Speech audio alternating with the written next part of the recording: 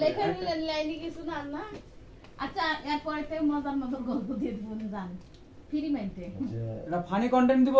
হ্যাঁ রোমান্টিকের ফানি। ওই যে অক্সিজেন লুঙ্গি পরে যে কাজটা করালেন না ওটা হবে এটাতে হাতে করলেন আর পায়ের একটা কন্টেন্ট আছে। আমি শুয়ে থাকবো পা দেখো কি